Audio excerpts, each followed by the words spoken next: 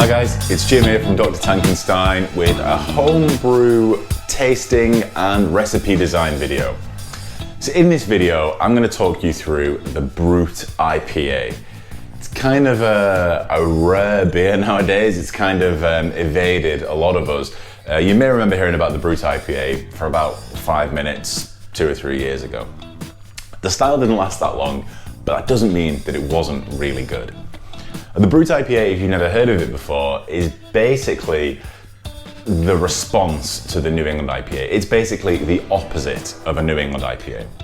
So a NEIPA is supposed to be soft and pillowy, sort of undercarbonated with a very juicy sweetness to it that kind of makes, you know, a juicy looking beer with that real super fine haze. These beers are almost opaque.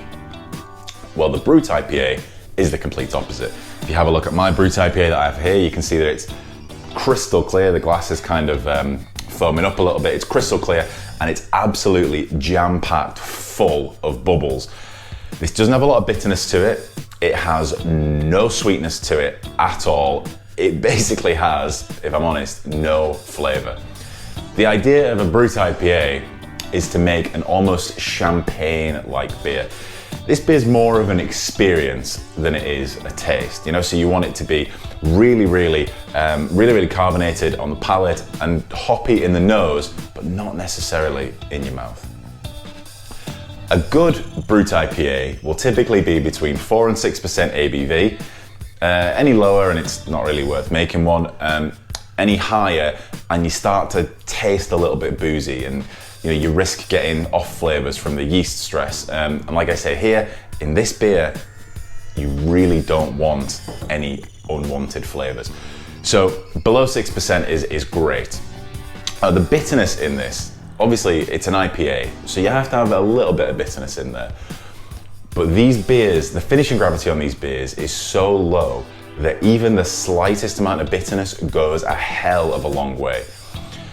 I'd say the bitterness to gravity ratio needs to be below 0.5, which for an IPA is kind of strange, right? But like I say, if you have a beer that's super dry, if you make it really bitter as well, it's going to be a bit of a mouthful. So let's say if you were making a 6% Brut IPA, you would want the IBUs to be 30 at the absolute maximum. I actually think 30 is going to be a little bit unpalatable in one of these beers, but it's absolutely up to you.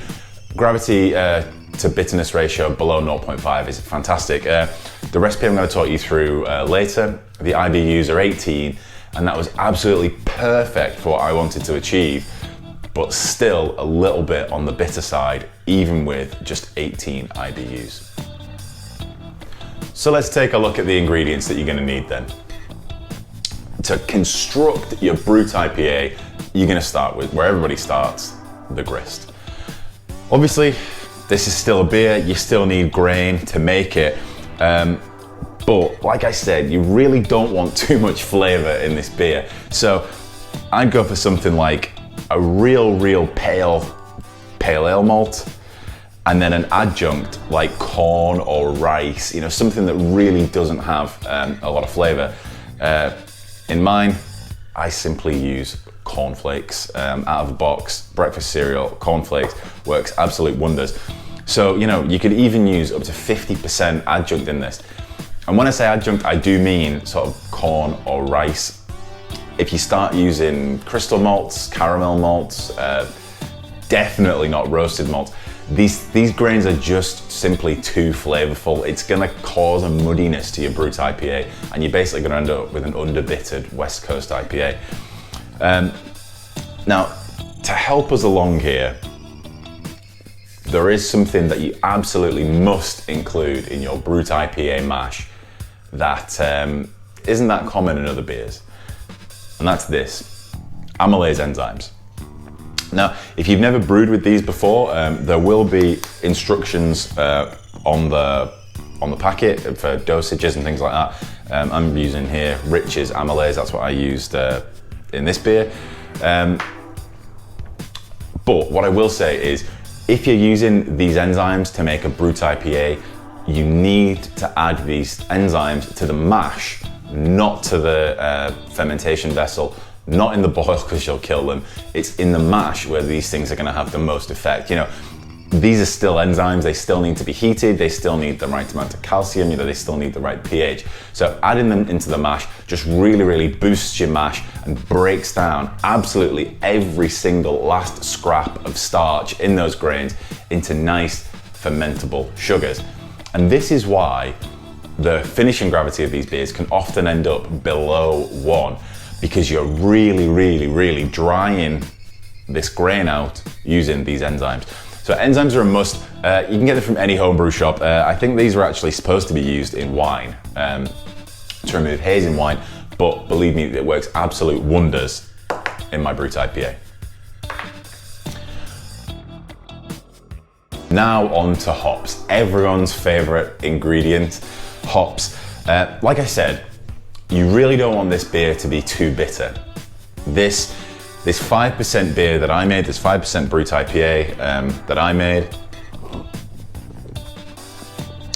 is 18 IBUs, which seems crazy that an IPA could be that bitter, and you actually taste it. But it's true, it's so dry that those 18 IBUs go a hell of a long way. So you don't want to put too many bittering hops in this. You also don't really want an awful lot of hop flavor in there, because adding hop flavor just risks detracting from that sparkle, detracting from that nice floral nose that you've hopefully got. So your classics like Simcoe, Mosaic, those real juicy tropical hops can go in these beers, but I would add them very late. So what I would do here is rather than reducing the amount of hops that you use, reduce the amount of time that they spend in the kettle. So for example, in my beer, I'm using real nice, becoming a favorite hop of mine, mandarina Bavaria. It's 7% alpha acids. So I could have added a very small amount of that early on in the boil, but instead what I chose to do was boil for 60 minutes and just add my bittering hops 15 minutes from the end. So that allowed me to add more hops, which gives me more aroma, slightly more flavor, but without having the extra alpha acids.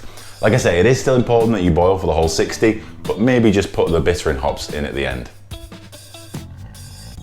So by now you have a nice, dry, bitter wort. It doesn't sound very appealing, but it will be once your yeast get in there. Now yeast is obviously, everyone has their favorites. In this beer, what we're going for is a real clean, crisp, dry taste. So whatever yeast you use, you know, pick your favorite. It must be high attenuating, high flocculating with very low flavor profile. For this beer, I used US05, Safale US05. I really like that yeast. It doesn't tend to give too many off flavors. I fermented it at about 14 degrees. It was fine for me. Now, some people like to finish these beers off with champagne yeast. Like I said, you want that real heavy carbonation that's still going on in this glass here. You want that real heavy carbonation. So finishing off with champagne yeast isn't such a bad idea. What I will say is do not ferment your whole beer with champagne yeast from the start. It's not gonna go very well. It's not gonna taste like a beer at all. A few years ago now, I did a video, the 10-pound brew day, real fun experiment. But at the end of my 10-pound budget, the only yeast I could afford was wine yeast. I fermented a beer with wine yeast and it was just not a good idea. So use ale yeast for the bulk of the fermentation. If you want to add a little bit of champagne, maybe a little bit of wine yeast, just to really drive that finishing gravity down, dry everything up, absolutely go for it. But do this at the end. Don't do it at the start because it's gonna get really complicated. Now, on to my Brut IPA. The reason we're here. Now, the reason I made this beer in the first place, I've already said Brut IPA is kind of a weird style. The reason I made this beer was because my friend Gary, at Real Tours on YouTube, Twitter, Instagram, all over the internet, got in touch with me to say that in advance of the new James Bond film, which was obviously postponed, Daniel Craig's final Bond appearance, he'd like me to make a James Bond themed beer. A beer that James Bond himself would drink. Now, I don't know a lot about James Bond, admittedly, but I do know that his famous drink is the Vesper Martini. That's a double shot of gin, 1 shot of vodka, and half a shot of Kinney Lillet or something like that, vermouth basically. So this drink, the Vesper Martini, is very boozy tasting, but it's also very citrusy. It has orange flavors from the vermouth. It famously has a lemon peel garnish, and it's not shaken or stirred. So I thought I would make my not shaken or stirred Brut IPA.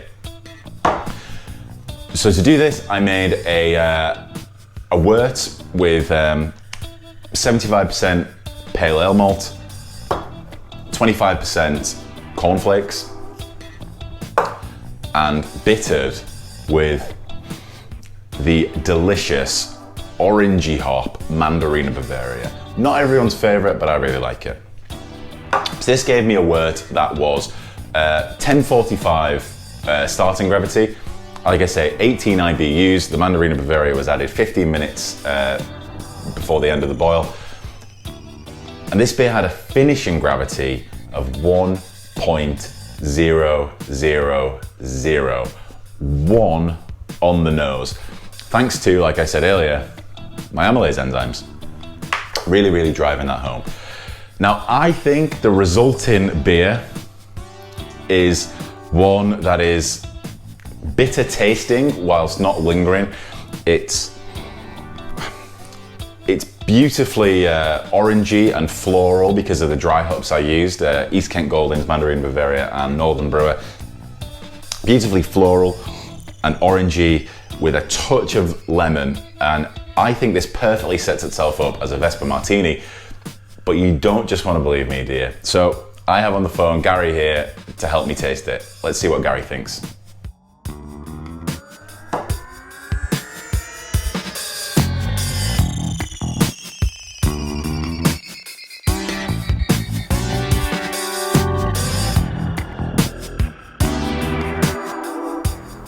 So Gary, how are you doing?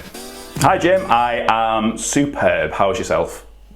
Superb, yeah, I'm very well, thank you. I'm very well.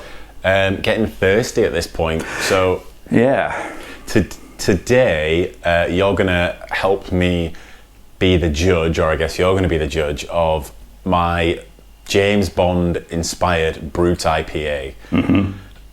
Have you ever had a Brut IPA before? I can't say I have, no. I've definitely had Brut aftershave, but no. It's the same thing. Is it? I thought it was, yeah. No, so yeah. I haven't. Yeah, you wouldn't be alone in never having had a Brut IPA, to be honest. It's kind of one of those, the fad kind of came and went. But obviously what I was trying to do with this beer is to recreate the Vesper Martini, is that? Yes. Is that right? Oh, yeah. Oh, still cuts me deep. The invention of the Vesper is, yeah, right in the feels for Bond fans. What is what is the story behind the Vesper then? I didn't know there was a story behind it. If you haven't seen Casino Royale or read the book, I don't want to give it away. This is a question straight off the bat. Have you seen Casino Royale? That's definitely a no then. That's definitely a no. No, I've seen pieces of it, and we have a friend who was fond of one particular scene of it, so that got bandied around for a while. Yeah, no, it's all in that. I won't give any spoilers, but yeah, no. So is that the film that the drink is from? Because I've seen the drink listed before, but I've never seen the film. Yeah, so. I mean, one of the funny things about the James Bond franchise is, in terms of chronology, it is all over the place. So Casino Royale was from 2006, and it was like the 21st Bond film, I think it was, and you know, it's actually when we see Bond become get his 00 status, where he gets his first license to kill. So it predates all of the other films all the way back from 1962 before then. So it's really weird. Like, the timeline's all over the place. Yeah, well, maybe we can get into that. But before we do, should we crack this this beer up that I'm calling the not shaken or stirred Brut IPA? So I hope you haven't shaken it. I haven't. Or stirred it. No, I'm very excited because a hallmark of the Brut IPA is that it is going to be very carbonated. So please don't shake it before you open it. All right, let's crack them open.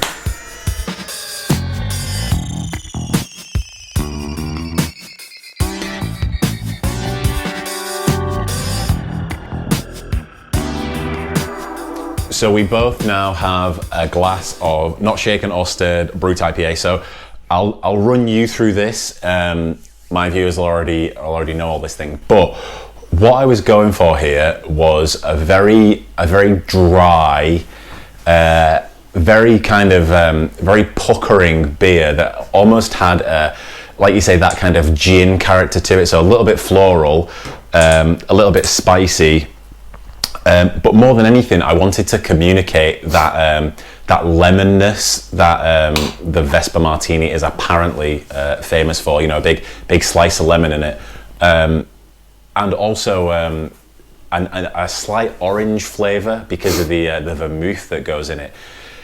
So that's what I was hoping for. I'm basically at your mercy with this now. What do you think? Let's go in. Cheers. Here's to us.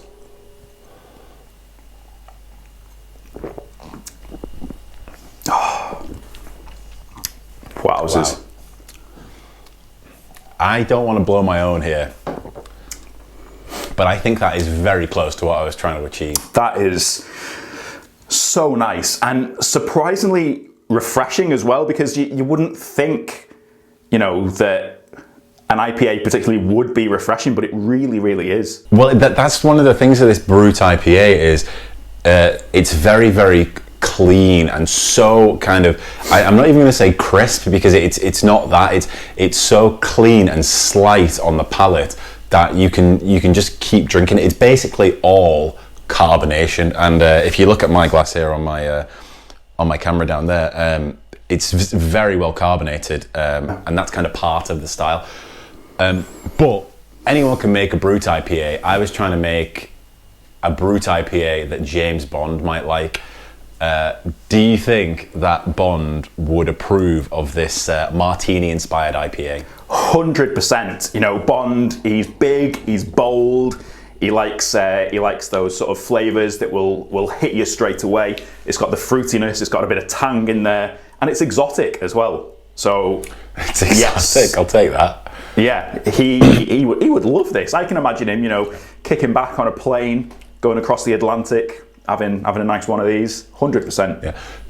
So with regard to the cocktailness of this, how do you think it fits there? Because for me, I'm sort of getting that, you know, like when you have a shot of gin or you have a drink of gin, there's that kind of like it's a different bitterness to beer normally has. It's sort of like an unchecked bitterness to like a gin and tonic or something. Which I think this beer does have. What would you, like I said, I don't want to put words into your mouth, so please don't let me. Well, no, like one of the things, I definitely know what you mean about that. However, if you have gin, this is just me, I don't know if it's the same for everyone. If you have gin just by itself, it's very much like you're in a workhouse in Victorian England, I think, after a hard day's graft. I love a gin and tonic though, and this is definitely like a gin and tonic is light and refreshing, and this is definitely closer to that than what it would be to be a Victorian workhouse. I've just done a 14-hour shift. So yeah, no, it's great. Well, you did spend a lot of time in the Victorian workhouses, so if anyone knows, yeah, it's you. Right, okay then, so thanks for that, Gary. I think you've given me some valuable feedback on that there.